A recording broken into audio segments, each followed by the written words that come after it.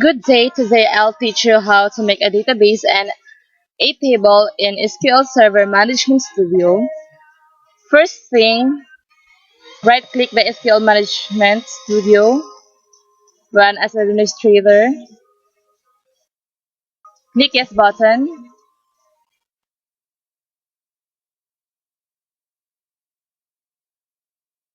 Let's wait for a while.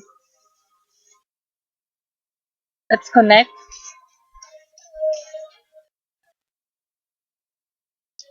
Now, in order for us to make a new database, just click the database, right-click, new database.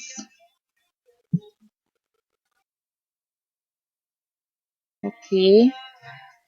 And I want to name my database as Library Villasor. Click OK button. Okay. Now expand the database so we can see the Library Villasor. So as we can see, there's no table yet. So let's make a table. Right click, table, new table.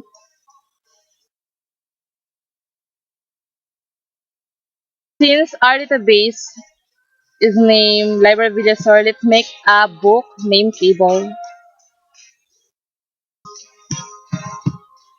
Book ID for its primary key and the type of int.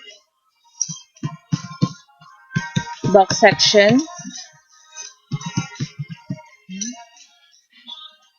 Of course, the book title. Varchar. Do a decimal classification.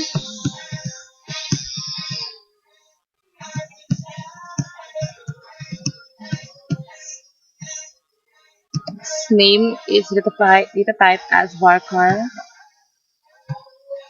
Okay, that's enough.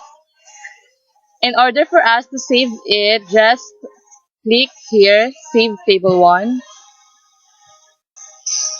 I want to name my table as book, TBL book, here. So just click OK button. Now we could close it. Yes.